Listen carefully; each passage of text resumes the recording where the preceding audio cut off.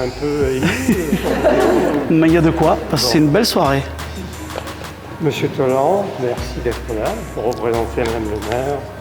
Et merci à vous tous. Donc le club d'Aix-Châtelet, c'est à peu près en moyenne 1500 adhérents. Des fois un peu plus, des fois un peu moins. Là, on fera peut-être un peu plus cette année. Et dans ces adhérents, enfin, il y a 40% qui sont jusqu'à minime, jusqu'à 15 ans.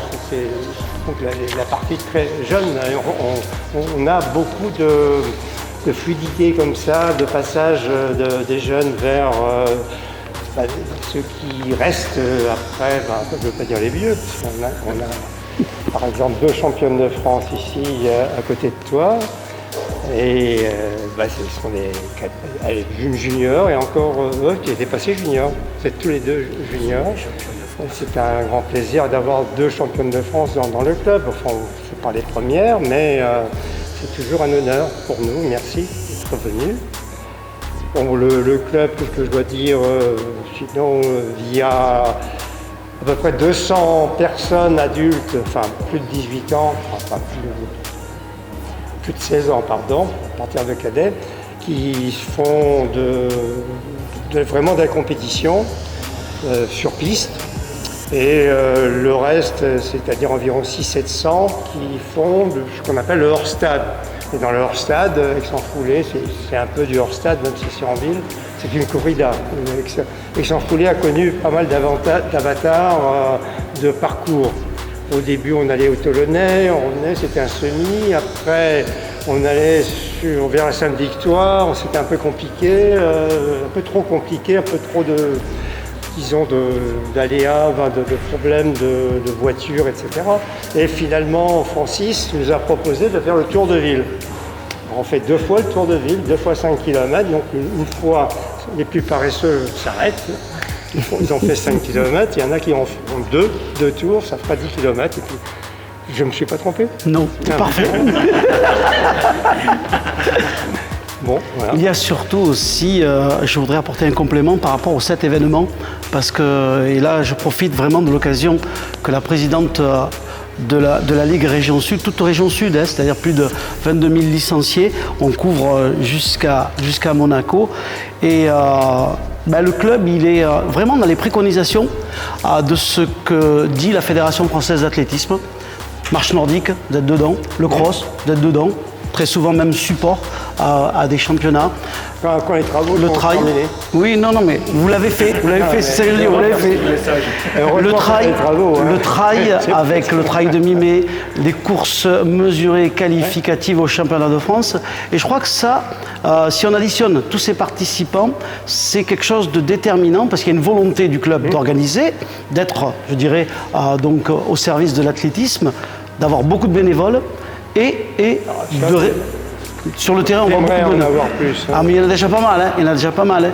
Et ça, c'est un point fort sur lequel tu pourrais quand même donner des éléments.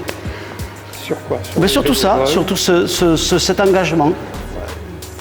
Enfin, on couvre tout l'arc de ce qui peut se faire en athlée, c'est-à-dire la piste. Bon, là, sur la piste, il y a Amando qui est là, qui s'occupe particulièrement de meetings. On va les reprendre. On les a interrompus en raison des travaux. Maintenant, on a une piste rénovée et quand l'annexe sera terminée, on aura un des plus beaux ensembles, disons, de compétition. Complexe, de terrain, de stade de la région. Donc on va reprendre les meetings et on va essayer peu à peu dans les années qui viennent, enfin l'année prochaine, d'avoir un petit championnat, d'abord régional, puis des petits championnats de France, parce qu'un championnat de France, c'est quand même compliqué. C'est pas seulement le terrain, c'est aussi être capable de les recevoir. C'est un gros projet. On peut faire tout ça maintenant dans un ensemble qui la jette. Hein, voilà. Après, on parle de cross. Alors, le cross, ça fait partie de l'athlé. Hein, ça se perd un peu, malheureusement. Les gens deviennent peut-être un peu paresseux. Moi, j'étais un crossman. Hein, j'adorais le cross. Et on a une championne de France de cross, d'ailleurs. Bravo. Et voilà, on fait du cross.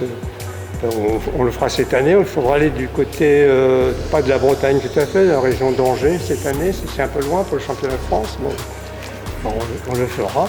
Voilà, l'importance de montrer à l'ensemble de nos partenaires qui nous accompagnent que Aix-Athlée donc est une structure qui fonctionne vraiment suivant les préconisations de la Fédération française. Monsieur Blain du département nous a rejoint. Venez vous asseoir avec nous, Monsieur Blain, donc élu au département donc à nos côtés.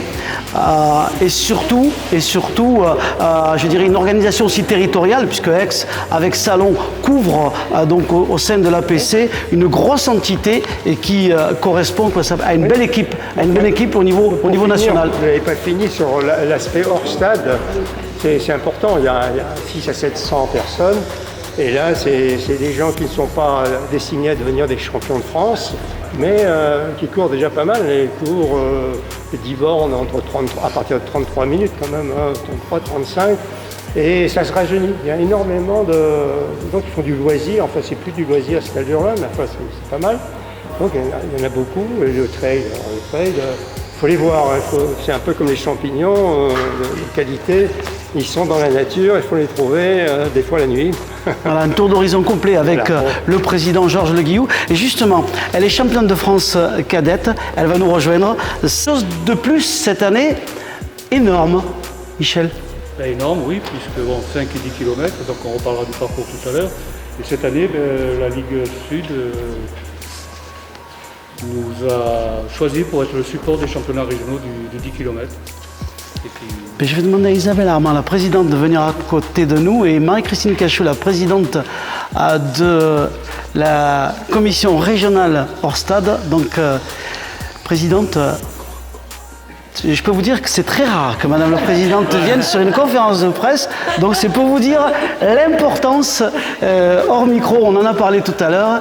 Elle m'a dit, je tenais vraiment à être à côté de mes amis aixois et de ce développement du club. Donc il ne faut rien me dire, Présidente, parce que moi, je répète tout. Un bon choix et de se retrouver à la conférence de presse. Le mot de la Présidente. Écoutez, moi, je suis hyper contente que ce soit Aix qui organise ce championnat régional de 10 km. D'abord parce que quand on va sur les courses, cette année, le maillot d'Aix, il a brillé partout.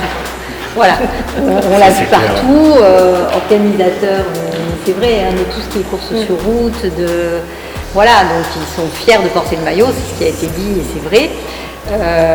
L'organisation, elle est belle, elle est bien menée et si la Ligue l'a choisi, et si Marie-Christine l'a choisi, c'est que vraiment, ça va être quelque chose de bien fait, bien cadré. C'est une confiance qui existe et ça, cette confiance, il faut qu'on la maintienne, quoi. C'est réciproque. Après, il y a de belles installations aussi maintenant. Voilà. On va aller petit à petit sur la piste aussi. On va faire d'autres choses. Non, mais c'est tout le travail qui a été fait en amont depuis des années au niveau de votre club, pour montrer où vous en êtes maintenant. Donc, merci. Bravo. Une petite précision, donc nous avons le label régional et cette année nous allons essayer d'obtenir le label national sur le 10 km. Marie-Christine, tu peux en parler parce que c'est important ce que vient de dire Michel. Alors sur les labels, oui. Moi ce que je voulais dire quand même c'est que si on a choisi Aix-en-Provence, c'est pas pour rien, et Aix-Athlée c'est pas pour rien non plus, parce que ça fait quand même 10 ans que les courses sont dans mon challenge et que ce soit Aix-en-Foulée ou la nocturne de Puricard. La nocturne de Puricard qui sont sur la route. Le trail de Mimé aussi sur le challenge trail. Et je me souviens pour l'avoir arbitré, le trail de Mimé, je voulais qu'ils aient les France, je voulais qu'ils postulent aux France tellement j'étais épatée par leur organisation. Je leur avais demandé, mais ils me disaient non c'est trop haut, c'est pas possible.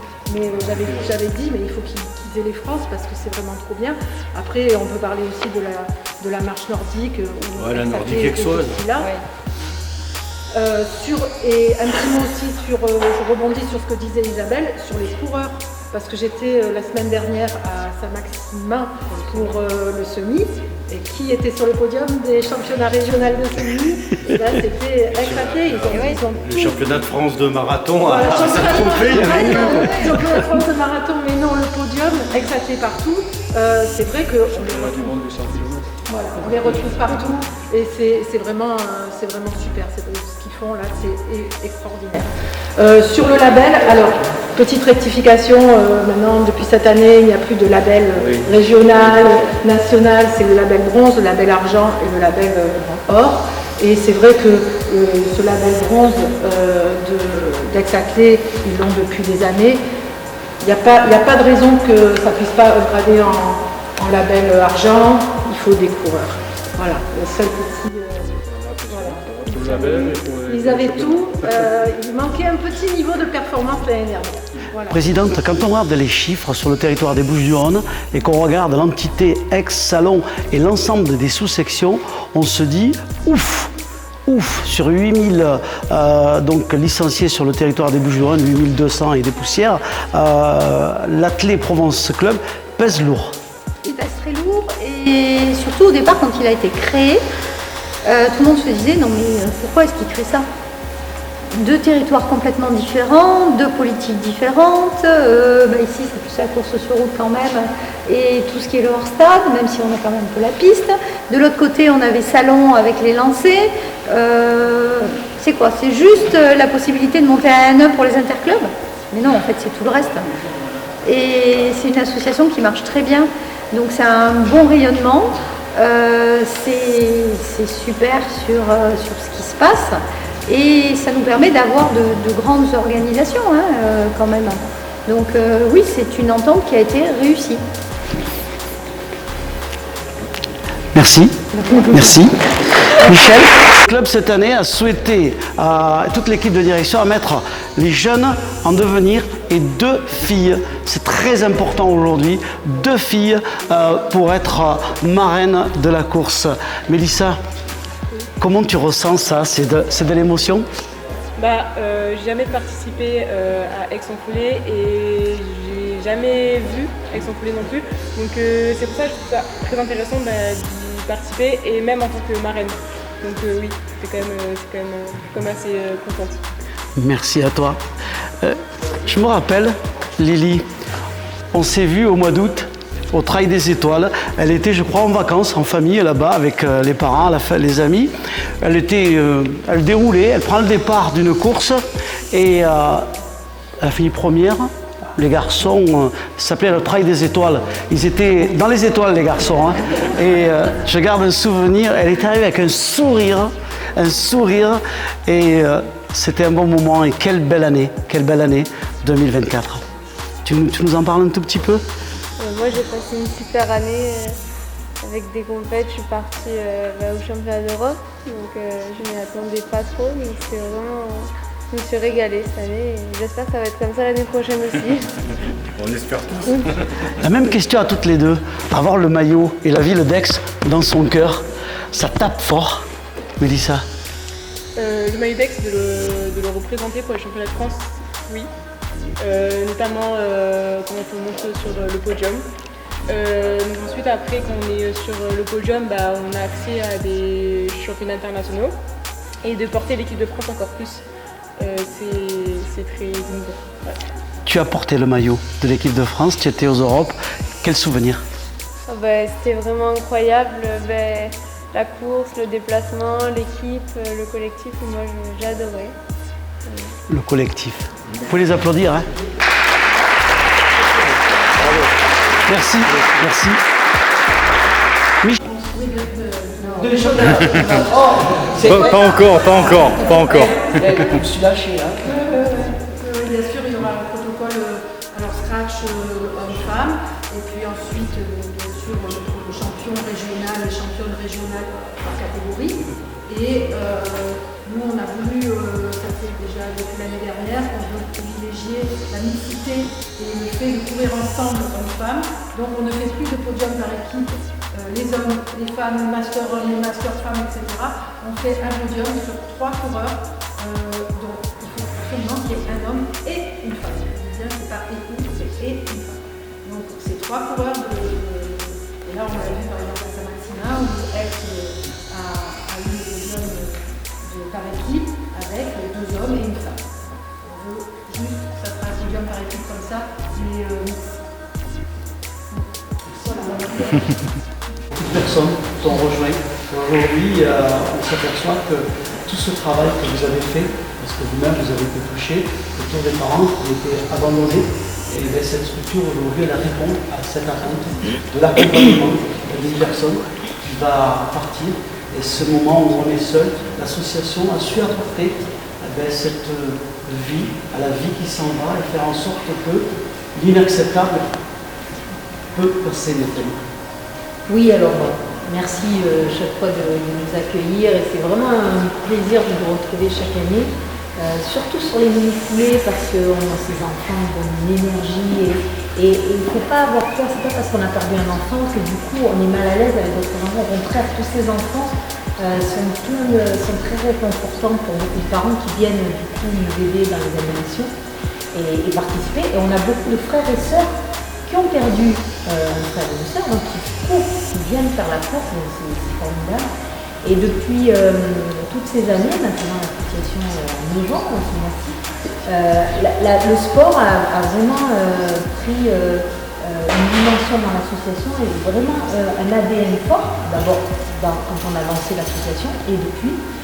Par exemple, le week-end dernier, on a un partenaire qui est à Paris, mais qui vient parfois, je vais essayer de les motiver à venir avec leur géolette, puisqu'ils ont acquis une géolette pour offrir à un enfant suivi par l'association la possibilité de courir. Ils ont fait Paris-Versailles le week-end dernier avec une jeune fille de 16 ans qui a une maladie dégénérative et à qui on a pu offrir ce moment-là. Donc le sport est important dans l'accompagnement des familles et des enfants, évidemment, qui sont en situation d'échec thérapeutique ou de soins palliatifs. Mais après, le sport est une aide à la résilience de leur famille, des frères et sœurs, des parents. Et on le voit, et ce qui est formidable, c'est que sur l'édition de cette année, on va avoir une team de mamans qu'on accompagne depuis janvier dans le défi de réaliser Marseille-Cassis. Certaines n'avaient jamais couru, donc elles ont un coach et elles se motivent, certaines qui vont marcher, d'autres qui vont courir. Et donc la Aix-en-Foulée, c'est vraiment le galop d'essai avant Marseille-Cassis pour ces mamans, qui sont 40, qui viennent ailleurs que dans la région. Donc voilà, c'est-à-dire montrer que ces courses sont à la fois une aide médiatique, parce que ça fait connaître l'association, ça nous aide à avoir des fonds, mais ça nous aide aussi à aider concrètement les parents, les frères et sœurs en les faisant participer.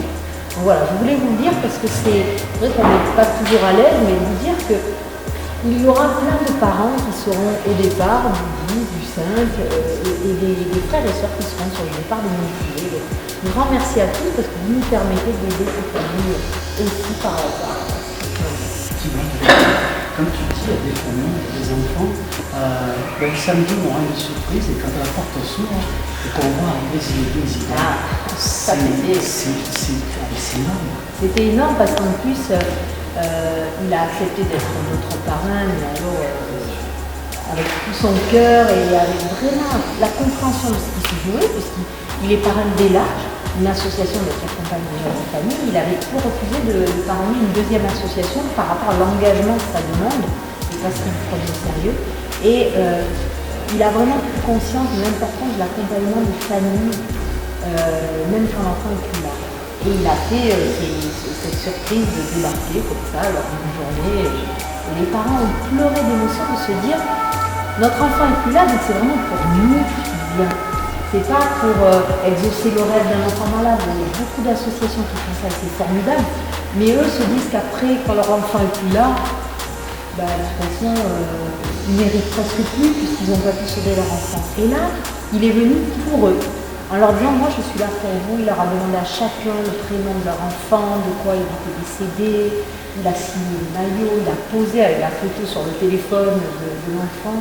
Et j'ai trouvé que ça montrait aussi que bien sûr que c'est une cause très dure, on aimerait que ça n'existe pas, ce sujet. Mais lui faire une place et montrer que la vie, elle peut être encore belle et on peut se préoccuper de ses parents, c'est formidable.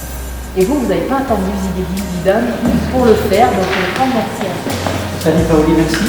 Avec le Point Rose le samedi. Merci.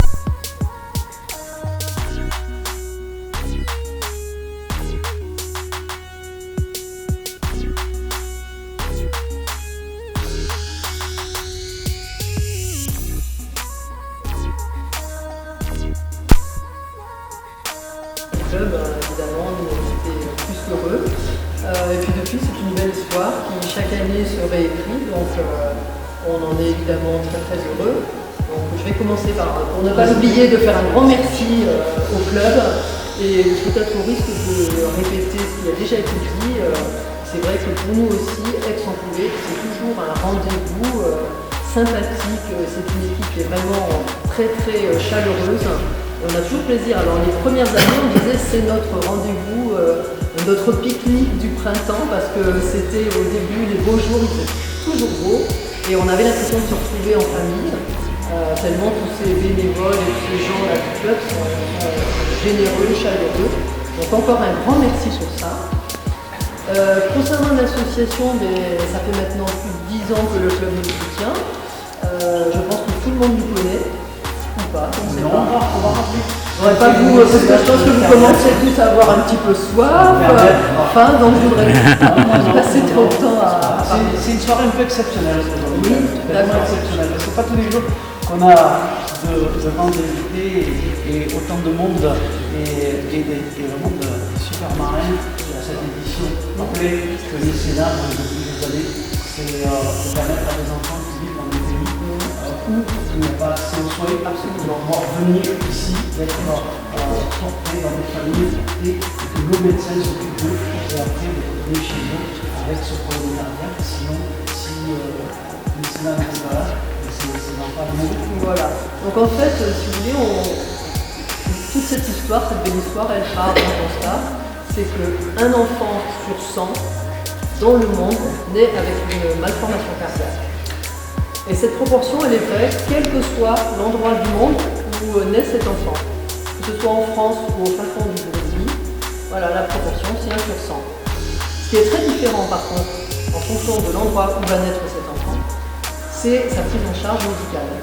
Donc s'il naît en France, il va être opéré dans les premiers jours, voire le premier mois de sa vie, peut-être même in utero. Et s'il naît au fin fond du Burundi, ou de n'importe quel autre pays où il n'y a pas les moyens de l'opérer, cet enfant il va probablement mourir avant l'âge de 5 ans. Donc en fait c'est en partant de Madame Leca qui a fondé l'association, Francine Leca a fondé cette association en 1996, pour essayer un petit peu de réparer cette injustice à son niveau et de se dire mais c'est pas possible que ces enfants, on les laisse mourir, il faut les aider. Et comment les aider? Eh bien, à notre niveau, qu'est-ce qu'on peut faire? Elle a décidé de faire venir en France ces enfants pour les opérer sur place. Donc en fait, c'est depuis 1996, l'association a opéré plus de 4000 enfants. Et, donc les enfants viennent seuls. Ils sont accompagnés par des bénévoles d'Aviation Sans Frontières, qui vont les chercher dans leur pays, qui les ramènent jusqu'aux familles d'accueil que nous sommes, Evelyne Butin, moi-même, et puis tout un réseau de familles d'accueil partout en France. Les enfants sont opérés dans une dizaine de villes, donc ils arrivent seuls, ils sont remis à la famille d'accueil qui est bénévole. Autour d'eux, il y a beaucoup de bénévolat. Les praticiens qui les voient avant l'opération nous font ça gracieusement. Il y a des cardiopédiatres qui les suivent après l'opération gracieusement aussi. Souvent, les pharmaciens nous offrent les médicaments. Nous, les familles, on est bénévoles, donc il y a énormément de bénévolat. Par contre, l'hôpital de la Timone, il ne opère pas les enfants gracieusement, évidemment. Donc ils ont quand même, tous les hôpitaux de France fait un très gros effort pour nous faire des forfaits, pour qu'on sache où on va, parce que en fait, en fonction du nombre de jours d'hospitalisation, de la gravité de l'opération, etc., on se retrouvait parfois avec des interventions qui coûtaient 60 000, 70 000 euros, et là, l'association ne pouvait pas faire face. Enfin, en tous les cas, elle opérait beaucoup d'enfants si c'était très cher. Donc il y a un forfait qui est maintenant dans tous les hôpitaux de France qui opère les enfants, qui est à 12 000 euros. Donc ça fait quand même quelques années qu'on communique sur ce chiffre. Une intervention, c'est 12 000 euros. Pour chaque enfant opéré, on a besoin de 12 000 euros. Les 300 enfants qu'on opère par an, c'est à chaque fois 12 000 euros. Donc nous, on est en permanence recherche de fonds. Et donc, on a autour de nous plein de donateurs généreux, des partenaires, dont le club Aix-en-Provence, et qui reversent